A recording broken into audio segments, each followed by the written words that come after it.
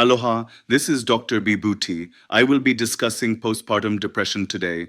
Please stay with me. The birth of a baby can start a variety of powerful emotions, from excitement and joy to fear and anxiety, but it can also result in something you might not expect: depression.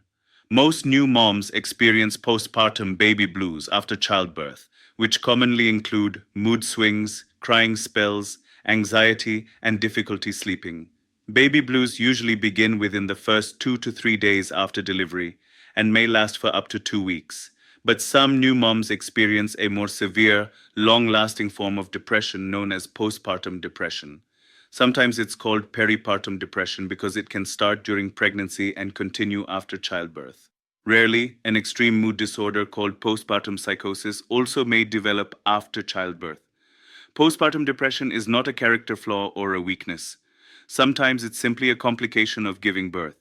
If you have postpartum depression, prompt treatment can help you manage your symptoms and help you bond with your baby. Symptoms. Symptoms of depression after childbirth vary, and they can range from mild to severe. Baby blues symptoms. Symptoms of baby blues, which last only a few days to a week or two after your baby is born, may include mood swings, anxiety, sadness, irritability, feeling overwhelmed, crying, reduced concentration, appetite problems, trouble sleeping. Postpartum depression symptoms. Postpartum depression may be mistaken for baby blues at first, but the symptoms are more intense and last longer. These may eventually interfere with your ability to care for your baby and handle other daily tasks. Symptoms usually develop within the first few weeks after giving birth, but they may begin earlier, during pregnancy, or later, up to a year after birth. Postpartum depression symptoms may include depressed mood or severe mood swings, crying too much, difficulty bonding with your baby, withdrawing from family and friends, loss of appetite or eating much more than usual, inability to sleep, called insomnia, or sleeping too much, overwhelming tiredness or loss of energy, less interest and pleasure in activities you used to enjoy, intense irritability and anger, fear that you're not a good mother, hopelessness, feelings of worthlessness, shame, guilt, or inadequacy, reduced ability to think clearly, concentrate, or make decisions, restlessness, severe anxiety and panic attacks, thoughts of harming yourself or your baby, recurring thoughts of death or suicide. Untreated postpartum depression may last for many months or longer. Postpartum psychosis. With postpartum psychosis, a rare condition that usually develops within the first week after delivery, the symptoms are severe. Symptoms may include feeling confused and lost, having obsessive thoughts about your baby, hallucinating and having delusions, having sleep problems, having too much energy and feeling upset, feeling paranoid, making attempts to harm yourself or your baby. Postpartum psychosis may lead to life-threatening thoughts or behaviors and requires immediate treatment. Postpartum depression in the other parent studies show that new fathers can experience postpartum depression too.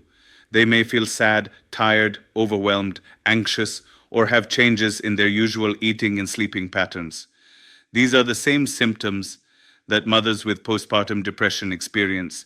Fathers who are young, have a history of depression, experience relationship problems, or are struggling financially are most at risk of postpartum depression. Postpartum depression in fathers, sometimes called paternal postpartum depression, can have the same negative effect on partner relationships and child development as postpartum depression in mothers can. If you're a partner of a new mother and are having symptoms of depression or anxiety during your partner's pregnancy or after your child's birth, talk to your healthcare provider. Similar treatments and supports provided to mothers with postpartum depression can help treat postpartum depression in the other parent. When to see a doctor. If you're feeling depressed after your baby's birth, you may be reluctant or embarrassed to admit it.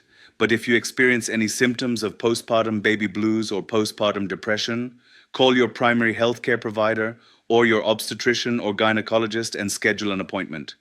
If you have symptoms that suggest you may have postpartum psychosis, get help immediately. It's important to call your provider as soon as possible if the symptoms of depression have any of these features. Don't fade after 2 weeks. Are getting worse, Make it hard for you to care for your baby. Make it hard to complete everyday tasks. Include thoughts of harming yourself or your baby. If you have suicidal thoughts, if at any point you have thoughts of harming yourself or your baby, immediately seek help from your partner or loved ones in taking care of your baby.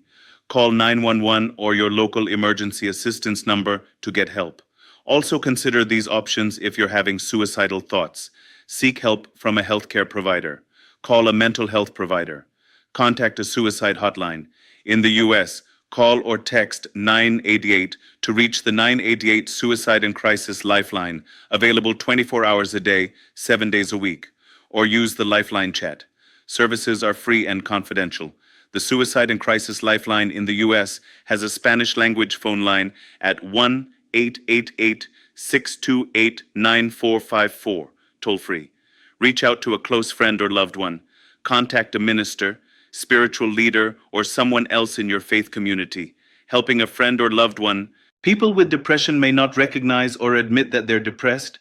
They may not be aware of signs and symptoms of depression. If you suspect that a friend or loved one has postpartum depression or is developing postpartum psychosis, help them seek medical attention immediately. Don't wait and hope for improvement.